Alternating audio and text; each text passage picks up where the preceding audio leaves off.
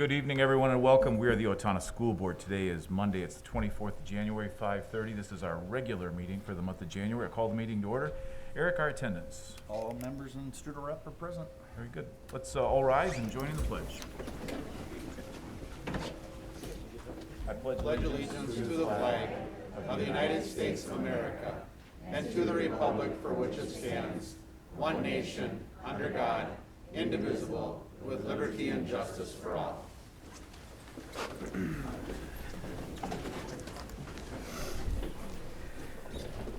Board members, as we start tonight, you will notice that Mr. Elstad is missing Sarah next to him. So I'd ask you this, as you either make a motion or a second to a motion, if you just state your name so he can jot that down. Thank you. A little bit easier for that. And to get the meeting started tonight, we will approve our agenda. So moved, Jolene. Thank you. Is there a second? Second, Lori. Thank Any you. further discussion? Hearing none. All in favor with an aye? Aye. Any opposed? That motion carries. We're going to move on to mission moment. I'll turn it over to Mr. Elstad. Thank you, Mr. Chair, members of the board. Tonight I'd like to recognize 4 individuals that have been risen to a level of excellence. Both of these awards are recognized by the Minnesota State High School League. And so I'm going to ask, we have 3 of our 4 here tonight. I'm going to ask the 3 students that are here if you could stand. And here's what I'm going to do. I'm going to have you actually come up on stage and turn toward the crowd. I want people to see your faces. And you can take your mask off, please, so people can see your faces when you're up here. Thank you. So come on up, and I'll start talking about you. The first one is our 2021-22 Excel Award winners. These awards go to Owatonna juniors that have been nominated in excellence in community, education, and leadership. Our first award winner with that I'll recognize tonight is Nils Ganter. Nils, could you raise your hand so people can recognize you, Nils? Nils is involved in National Honor Society, Student Council, Homecoming Committee, DECA, peer tutoring, and he's on the honor roll as well. He's also a captain of the soccer team. He participates in basketball, as you can see tonight, and also as a tennis player. He also is part of our choir and our band. For community service, Nils participates as a Sunday school teacher, mission trip advisor, youth soccer camp leader, top soccer helper, park and rec basketball volunteer, works for Meals of Hope, and Adopt a Highway. Quite a list of accomplishments, and thank you, Nils. Our future is in good hands, certainly with you. Let's give Nils a round of applause.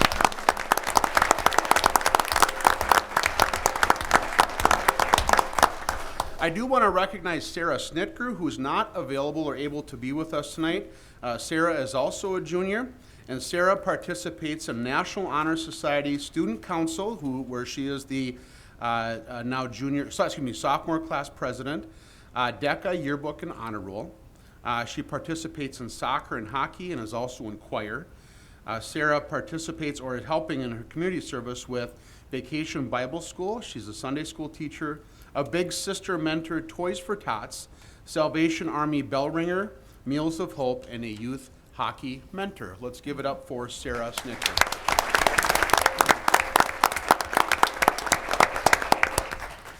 And now we do have both Connor and Ari with us tonight. The next awards that I'll be recognizing tonight are for what we call our AAA, and this is excellence in academics, arts, and athletics.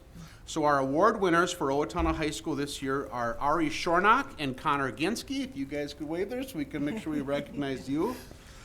Ari Shornock, again, this award is given to seniors every year, was established in 1988 by the Minnesota State High School League.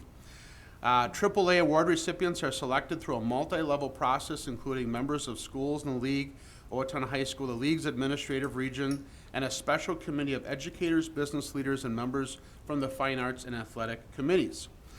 Ari participates, her awards, and she participates. She has been a band member here at Owatonna High School for 4 years. She has participated in solo and ensemble for 1 year, mostly because the other 2 years were probably canceled, right, Ari, unfortunately. She's been a varsity soccer team member for 3 years, a team captain for 2 of those years, varsity basketball for 4 years, team captain of basketball for 2 years, and varsity track and field for 2 years. Let's give a hand to Ari Shornock.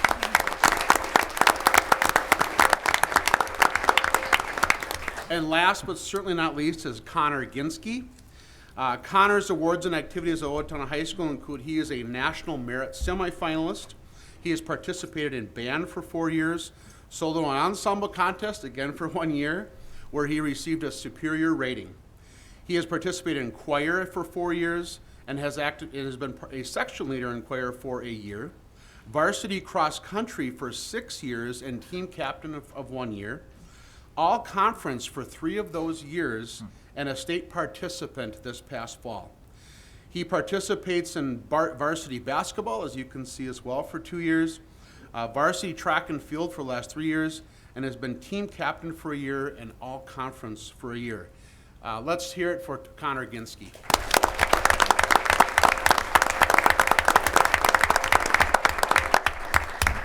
To all 3 of you, Owatonna High School, on behalf of the students and the rest of the staff that are here, we want to congratulate you on these honors. You are for sure our future leaders, and continue to do all of those things that make you a well-rounded student, including fine arts and activities and athletics and community service. Those are all part of being a contributing adult, what that means to be. So thank you so much. Before you go, I have a t-shirt for you here, the coveted hashtag Owatonna Proud t-shirt for you. And thank you again for being here. Let's give them one more round of applause.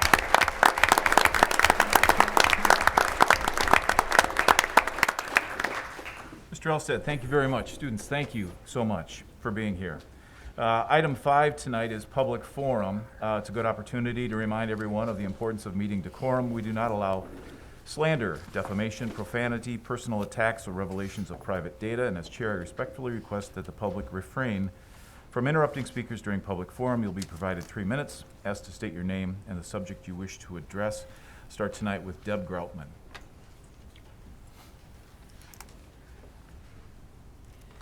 Good evening, everyone. My subject is mandates, masks, and vaccines. Everywhere you go, you can find a multitude of opinions on these topics. In my opinion, it's taking away a lot of time and energy from other problems. The government and our school system have no business telling people how to manage their health. Also, many teachers and business owners are pressured into policing a situation that they really don't believe in. As I see it, the solution is simple. Let the families decide. If they believe wearing masks and having the shots is helpful for them, then they should be allowed that decision without ridicule. Likewise, if any family decides they prefer not to wear a mask or have the vaccines, they should not be bullied or lose their jobs. It's time we use common sense. These decisions do not belong to the government, the schools, or to businesses. Thank you.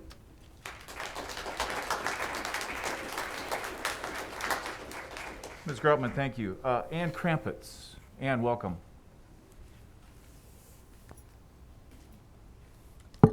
Ann Krampitz, 368 East School, and I'm here in regards to the paras. Good evening, Chairman Sebring, board members, and Superintendent Elstad. Thank you for the time to address the board with our concerns as paraprofessionals in this district. As you know, we are an integral part of the team of educators for the district, and most often are the first person to greet students and the ones to place them on the bus at the end of the day. Our position is driven by relationships with the kids and our drive to care for them in whatever capacity it takes to help them become successful in their lives. Our job involves many different things on a daily basis, anywhere from personal care to behavior management. We come to work every day ready and willing to do whatever is best for kids. We have many members that have been with the district nearly 30 years and are still here not for the money, but rather for the students. But that has to change. We can no longer sit in our position without a significant increase in our salary.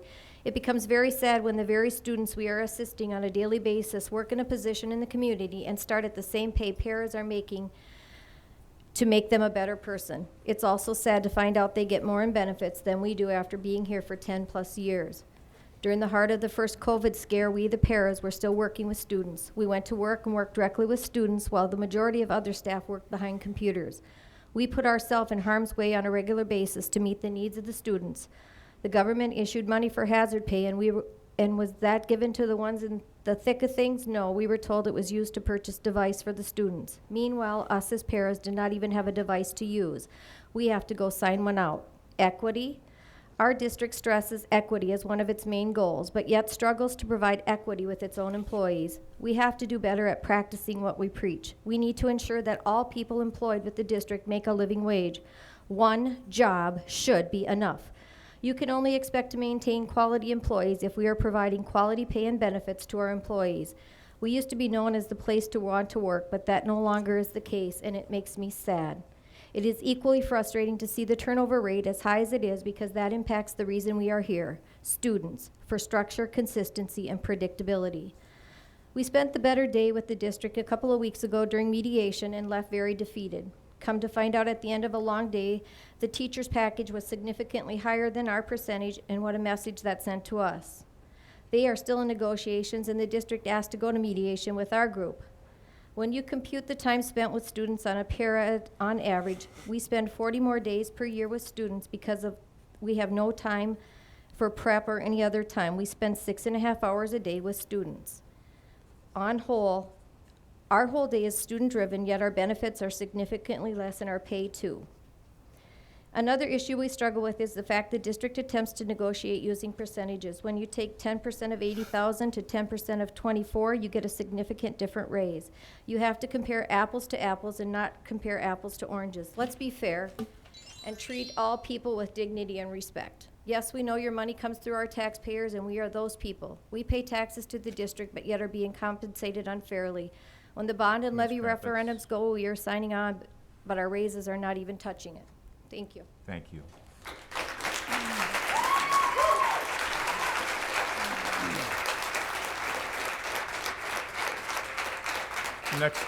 Next card is from Jessica Sullivan. Welcome. Thank you. My name is Jessica Sullivan, and I am a resident here in Owatonna. As a parent, I speak for my child and many others. Wearing a face mask for 8 hours a day in the school is unacceptable. When the district decided to include influenza and COVID-19 symptoms together to inflate the percentages to justify your mask mandate, that is also unacceptable. Proof is in the district communications, emails, texts, and voicemails. You are misleading parents. If you're concerned with your staffing shortages, then you should be focusing on that, not masking our children. You're creating more harm physically, mentally, and educationally. Statistically, my child has a 1 in 2 million chances of having a severe outcome due to COVID. To date, Minnesota has had 3 deaths in children under 12 with 4 or more comorbidities. I have a son who has a speech delay and relies on seeing mouths to learn and to pronunciate words. How is this mask benefiting him and children like him? Masks are doing more harm than good in our young children. It's time for the parents to make that choice. I have an article here from Vinay Prasad on January 19th. She is a hematologist, oncologist, and an associate professor of medicine for the University of California. Recently, the CDC director stated any mask is better than no mask. This statement is factually incorrect. The only published randomized trial of cloth masks were in Bangladesh. Surgical masks reduced the spread of COVID among the villagers, while cloth masks were no better than no masks. We found no good evidence to support cloth masks. 2 days later, Walensky conceded, stating cloth masking was inferior to other masks. However, this is still misleading because cloth masks is not just less effective, they are entirely ineffective. Simply put, the CDC does not know that advising the public to wear masks or N95 masks is good policy. Do you know that the CDC hasn't even ran their own randomized trials in masking? Dr. Fauci has confirmed not only that the virus will not be eliminated, but also that we will all eventually get it. Thus, even N95 masking delays the time to infection. We will eventually be infected. The question becomes, is it worth it? At some point, we have to trust our immune systems to fight off the virus. Is it worth it for our young person to be exposed and be inconvenient and intrusive with masks? It appears meant to diffuse and a legitimate concern. The truth is, we don't know and are running an unprecedented experiment on our youth. Ms. Sullivan, thank you.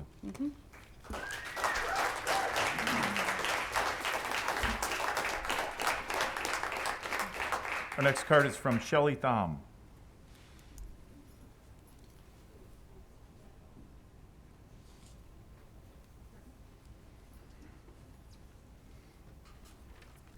Hello, my name is Shelley Thom, and I'm speaking on behalf of Mr. Raymond Hines, who's a science teacher at Owatonna Middle School. Could not be here tonight. To whom it may concern, my name is Ray Hines, and I'm currently an 8th grade science teacher at Owatonna Middle School. It is my understanding that paraprofessionals in the District 761 are currently in contract mediation. I just want to share my experience with members of this group and my support for them. I'm a younger teacher and have spent the last 6 years teaching in this district. In that time, I have had the opportunity to work with 10 different paraprofessionals in this school. Since my first day coming into the classroom mid-year, I realized how incredibly special the paraprofessionals are at ISD 761. The paraprofessionals in this district are the glue that holds my classes together. They go above and beyond their job descriptions on a daily basis and are essential parts of our school classrooms. With an average of 28 students in a classroom, it's incredibly difficult for me to support the needs of every student in my room each class period. When some of my students, often as many as 40%, have specific needs as part of an IEP or a 504, that job becomes an insurmountable task. When I have a paraprofessional in my room, it becomes not only manageable, it becomes a reality. It is my experience that paraprofessionals in our district regularly support their assigned students and are integral components of those students meeting their goals. In addition, when paraprofessionals are in the classroom, they become a major factor in other students meeting educational goals as well. The paraprofessionals I work with become a part of the fabric of our classroom community, build essential relationships with all students in the classroom, and are a priceless resource for me in both academic support and behavior management. The paraprofessionals in this district also improve the experience for teachers in ways that are sometimes intangible. When I came to the middle school, I was overwhelmed. I was fresh out of college, took over a position right before winter break. I had to find a way to build a community with my classes who had been with another teacher much of the year. What I learned very quickly was that in my classes that had paraprofessionals, the community was already there. Not only did I come into the classroom to a positive group of students who loved the paraprofessionals, my paraprofessionals welcomed me right into that community. It made me feel at home in the classroom, and ever since the paraprofessionals in ISD 761 have been a major reason why I and many other teachers continue to call this district home. Thank you for your time and consideration. Mr. Raymond Hines. Thank you. Our next card tonight is from April St. Martin.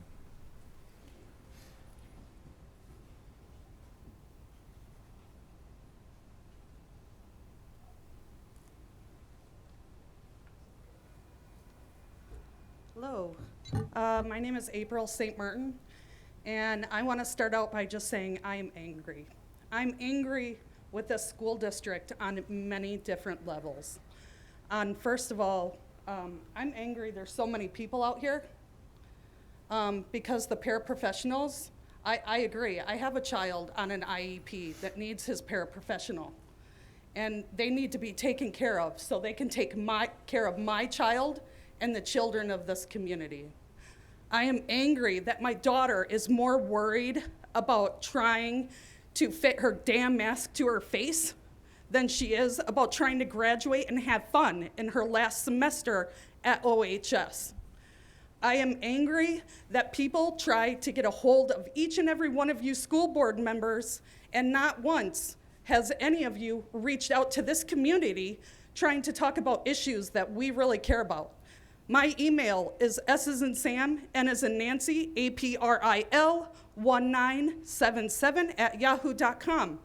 I dare somebody to come and email me or call me. My phone number is 507-456-6401, and discuss some of the issues that we are seeing in this community.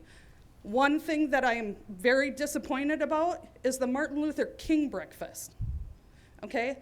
All I wanted, I went with an open mind. I know that people on this school board know that I have a difference of opinion.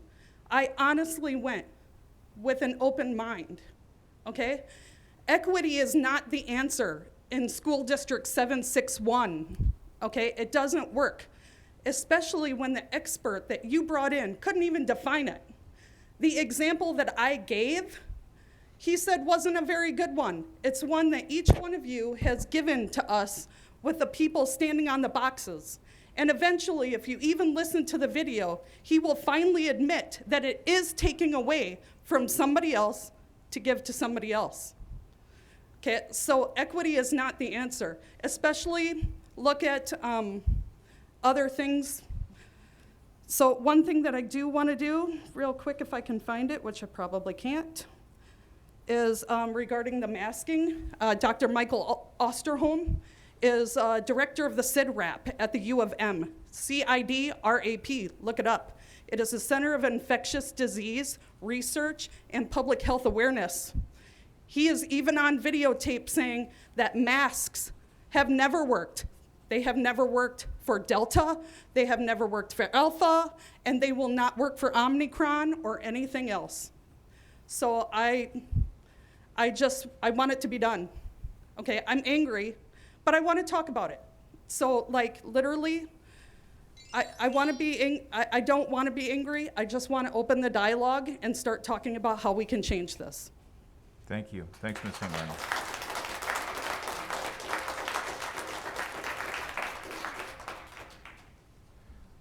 Next card is from Carrie.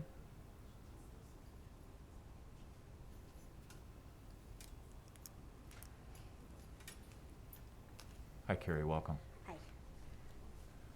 Hello. Good evening. My name is Carrie Kazlik, and I am a paraprofessional at Owatonna Middle School for Independent School District 761. I come with about 20 years of experience under my belt. Tonight I want to come to you in a spirit of humility, a spirit of humanity, and a spirit of understanding. My job is to assist in the education of the most precious gift on this earth. It's the children. Some have been yours, or your coworkers, or your neighbors, or maybe someday will be one of yours. Yes, I am assigned to work with a specific group of children in a classroom, but part of my job is also to foster independence within those children. So when I can do that, I work with the other students in the classroom, establishing relationships and ensuring success of each and every one of those students within the most power I have inside of me. The way I see it today, you have a golden opportunity to bridge the equity gap in your very own way in this organization, to close the inequity gap of salary and benefits of one of the lowest paid people in this organization who spend the most time with these students. As Ann said before, 40 days more a year, school year, 40 days more than any other employee within this school district. I challenge you, we challenge you to do what you know deep down is right, to choose people first, to prioritize people, to invest in people. I can tell you for sure, 100% certainty, there is no better investment than the people who are at the very core of your school system, the very core of your classrooms. And I believe that if you choose to invest in us, you will reap the benefits today, tomorrow, and in the future. In closing, I would just like to say, you cannot pay us to care. You cannot pay us to care. You can pay us to live. Thank you.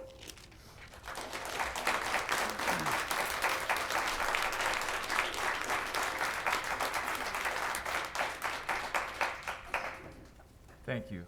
Next card is from a Jamie Ullwerk.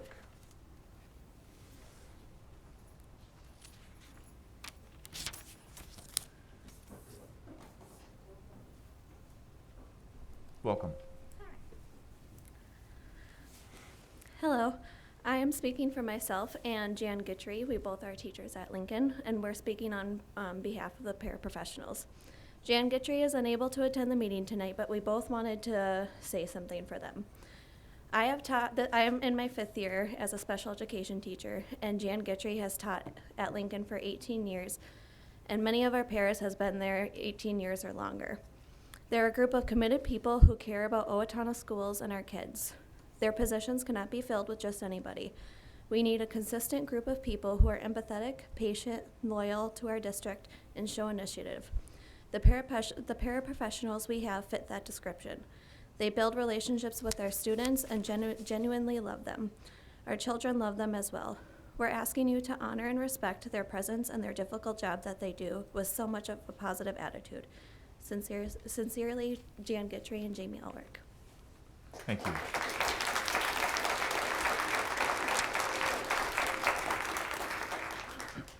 Next card from James Tratz.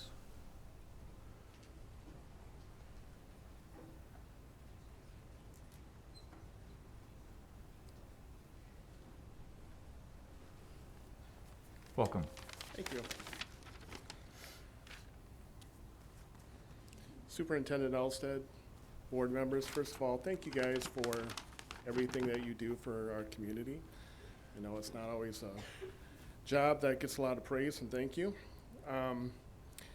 My name is James Trotz, and I'm a special education teacher at Lincoln Elementary School, and I'm just going to take a few minutes to talk about our paraprofessionals. The paraprofessionals in this room show up every day to support our most vulnerable students. Tonight, we as teachers are here to stand in support with them. Paraprofessionals in the K-12 setting play a vital role in supporting students with special needs. Students with physical, educational, and emotional needs rely on the dedication and professionalism that they bring to our schools. Paraprofessionals are on the front lines working with the kids that are struggling with reading or math. They're struggling with emotional regulation or social skills. The students come from every background.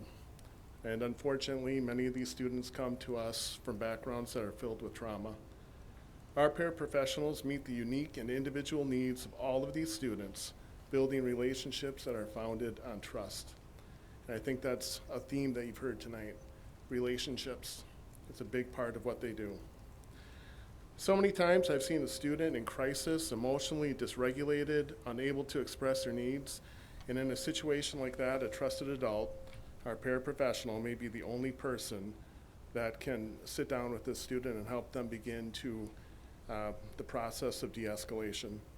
I've seen struggling readers who are frustrated and reluctant to participate in interventions sit down with a trusted adult, again, our paraprofessionals, helping them build those skills and build that confidence to help them become better readers or better at math. Our paraprofessionals are a crucial piece in the puzzle, meeting the needs of students wherever they are. They help them become successful learners and successful adults. Many people might think that being a paraprofessional is an easy job, like being a tutor or maybe even a babysitter. That's not true. I can guarantee you that is not the case. I've seen our paras at the end of the day battle worn and weary, and yet they come back day after day, and it's not because it's easy, and it's not about the money. It's because they love working with our kids. If they wanted easy or more money, they could go work in many different places right now, but they choose to stay here. So in conclusion, our paraprofessionals are incredibly important. This is not an area that we should be cutting corners or holding back on a contract. Our district needs to keep the paraprofessionals that we have and ask themselves, how can we get more dedicated people like this to work in our school district? And when you fail to meet the needs of our paraprofessionals, you're failing to meet the needs of our students. So please don't let that happen. Thank you for your time.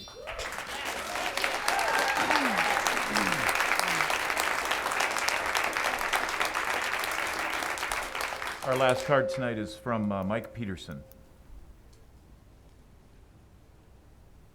Okay. All right, that concludes a public forum for tonight. We're going to move on to item 6, which is general information. Anybody have a question for Mr. Elstad with regard to the enrollment report that was a part of your packet?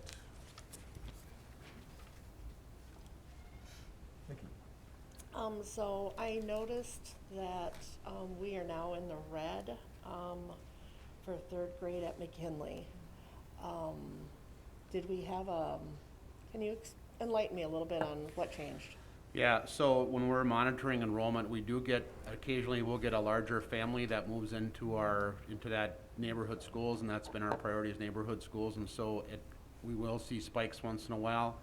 Unless it goes over a certain amount at every section within that grade level, we typically try to manage it within that class, and it so happens that we had a family of 6 move into the McKinley boundary, and that impacted our numbers, which we were close before, but that impacted the overall enrollment in that classroom.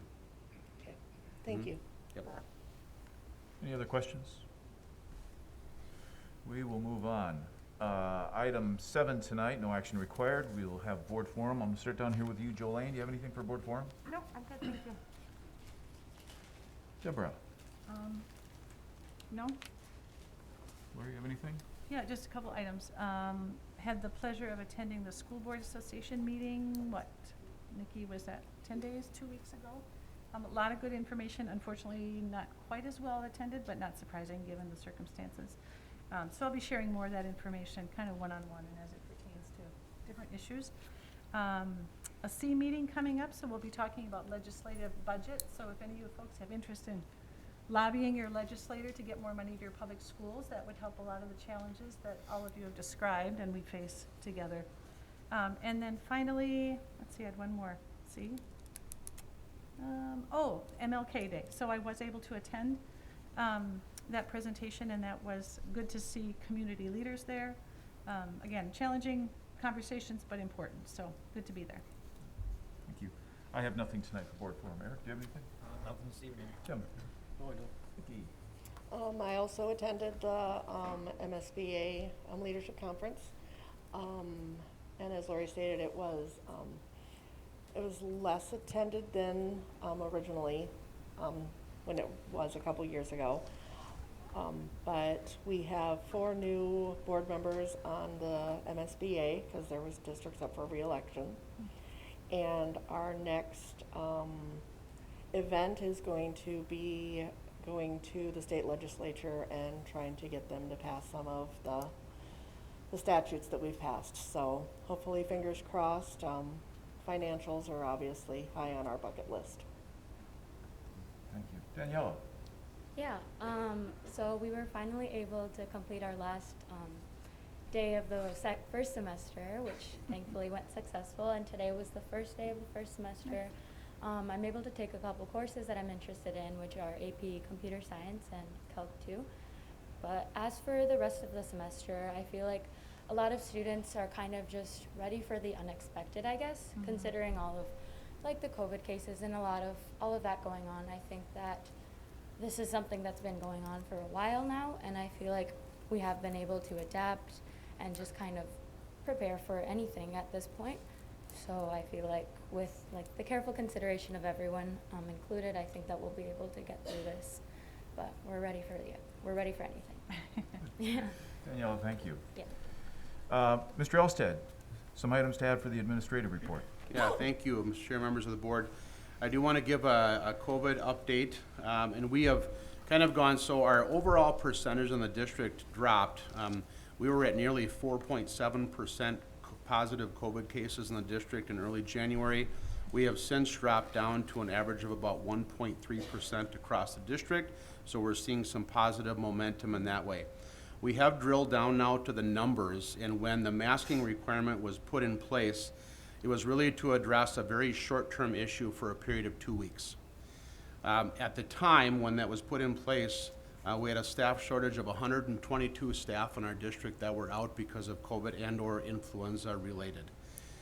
As of today, we had 71 staff that were out because of that, so we are seeing progress in the right direction. Furthermore, on January 11th, we had a total of 467 students that were out for COVID and/or influenza related, and that has dropped to 211 as of this afternoon. So we are making progress. Again, the masking requirement was put in place for a very short period of time to help us address a staffing issue, because the alternative for us would have been going away from our priority of in-person learning for our students.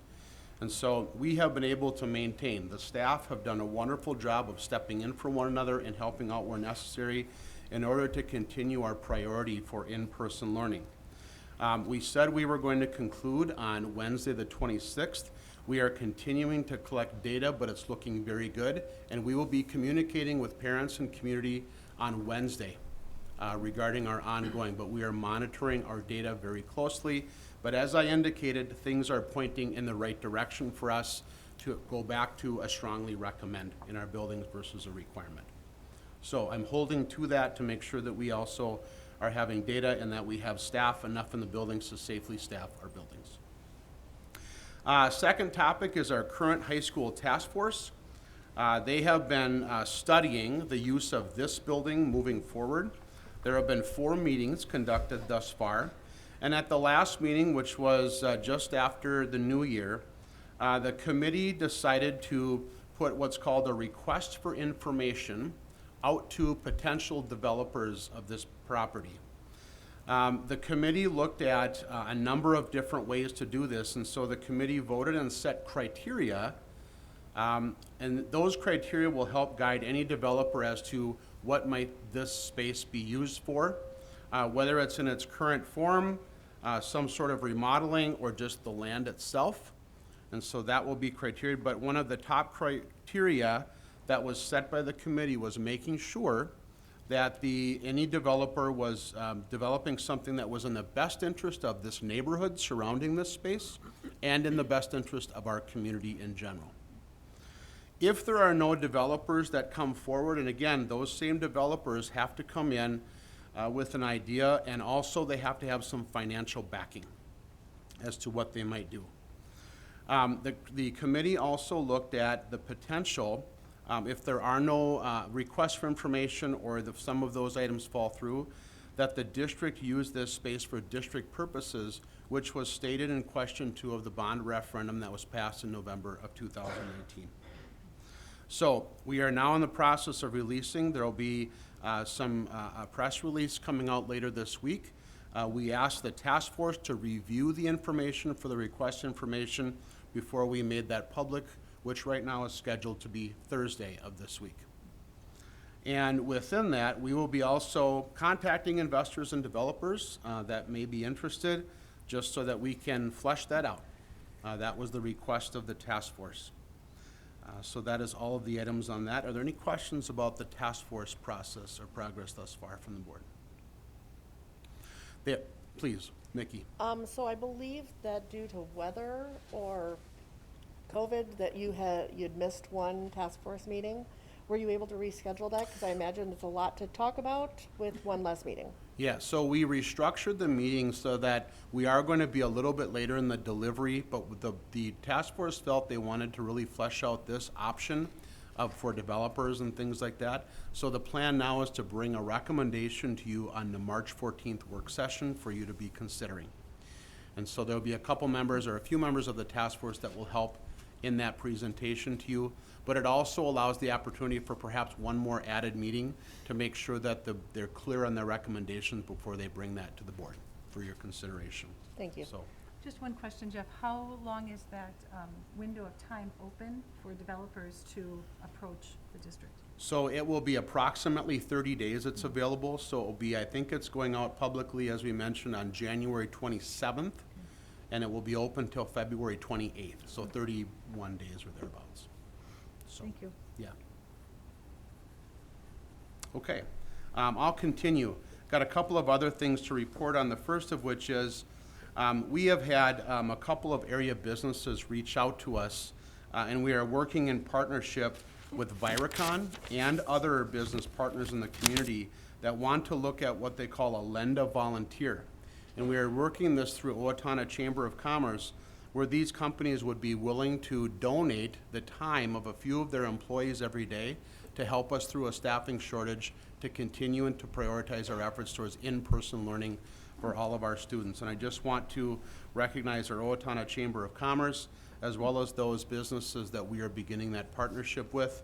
I think it's a very valuable resource for us. And again, we would be looking for people to step into roles in student nutrition, custodial, and all of the other support staff positions that we may need assistance with. So a great initiative coming forward. And then lastly, I do want to just recognize, we've had a few paraprofessionals speak tonight, but the week of January 24th through 30th is Paraprofessional Recognition Week. Minnesota is home to 20,000 or over 20,000 paraprofessionals who provide services in multiple settings within schools, including support for instruction, for student activities, and for individual students, as well as numerous other tasks. The supports and services provided by paraprofessionals are integral to our student achievement, and as a former special educator, I can tell you that they are appreciated more than they know, resulting in even better, more effective Minnesota schools. Therefore, the state of Minnesota and the Minnesota Department of Education are committed to excellence in education, and therefore have proclaimed the week of January 24th through the 30th, 2022 as Paraprofessional Recognition Week, and that is signed by Governor Tim Walz. So thank you to our paraprofessionals. Anything else? That is it this evening. Thank you. Thank you. We're going to move on. Item 8 tonight is the consent agenda. The quick reminder here, we are approving the minutes from December 13 and January 3, the disbursement and personnel reports. Anybody have any reason that we would pull any of these items out? Hearing none, we'll entertain a motion to approve. So move. Deb. Thank you. Second, Nikki. Motion and a second. Any further discussion? Turn it over to Eric for a roll call vote. Okay. Jelaine. Aye. Deborah. Aye. Lori. Aye. Mark. Aye. Nikki. Aye. Tim. Aye. And I myself, an aye. 7-0 pass. Motion carries. Thank you very much. Item 9 tonight does require board action. The first item would be the McKinley Elementary School Condensing Unit, the replacement project. Mr. Elstad. Thank you, Mr. Chair, members of the board. Mr. Olson is not able to be here tonight, so I will report on his behalf. What you're being asked to consider tonight is replacement of the original McKinley, what was once Willow Creek, air conditioning or condensing unit. That was installed in 1991 when the building Willow Creek was initially built. Mr. Olson feels that the district has gotten everything out of this unit as we possibly could. Because of its age, it is difficult to get replacement parts and is now in time for total replacement. This considered as a small size job, and many contractor schedules are already full for summer projects. Therefore, we received only one bid for this project, but are happy with the local contractor and the price that was bid. Because of the timing to get HVAC units ordered and delivered, we are asking for your consideration of approval this evening. Any questions? Nikki? So, this $280,000 bid, is that, was that expected? Again, I know nothing about HVAC systems to know if that is, since we did only get one bid, if that's in range of what we were. It is in range of the expected price of that unit, yes. And that way, otherwise we would have probably had to go back and resubmit the bid again, but it fell within a range that was appropriate. And was this budgeted? It's part of our long-term facility maintenance dollars that we use every year. Mm-hmm. Any other questions? Hearing none, would one of you be kind enough to introduce the motion for this? I move that the board award the McKinley Elementary School Condensing Unit contract to Davis Mechanical Systems for the base bid amount of $280,000. Jolene. Thank you. Second, Tim. A second from Tim. Thank Any you. further discussion? Okay. Hearing none. All in favor with an aye? Aye. Any opposed? That motion carries. Last item tonight would be gifts to the district. One more time, Mr. Elstad. Thank you. Just going to toggle to my right document here. Tonight, board members, there are a number of gifts, of which I'll call out the attention of a few of them. We are so grateful to have the ISD 761 Foundation available that provides many grants for our staff to use for different projects and things within their classroom. This donation that you're looking to resolve tonight would be from the ISD 761 Foundation in the amount of $80,000, $80,054. The other thing that I'd like to just lift up this evening is that we have received a generous gift from the Wenger Foundation for the purposes of instrument purchase in the instrumental music department in grades 4 through 12 in the amount of $200,000 toward that effort to make sure that those students that need instruments and all of those that are in disrepair can be replaced for our students. I lift those up among many, many other donations. We continue to be proud of the community that provides such a philanthropic effort to continue the programs and things that are so necessary for our students. Questions? That's amazing. Hearing none, would one of you be kind enough to introduce this motion? I move that the board approve the resolution for acceptance of gifts as presented. Jolene. Thank you. I second that. Deb? Thank you, Deborah. We have our motion and a second. Eric, one more time with a roll call vote. Jolene, Aye. Deborah, Aye. Lori, Aye. Mark, Aye. Nikki, Aye. Tim, Aye. and I myself is an aye. 7-0 pass. Motion carries. Our final item tonight would be to adjourn. I'll entertain, or I will initiate the motion that we adjourn the meeting. Second? We have a motion and a second. All in favor with an aye? Aye. Any opposed? Motion carries. Thanks, folks. Thank you.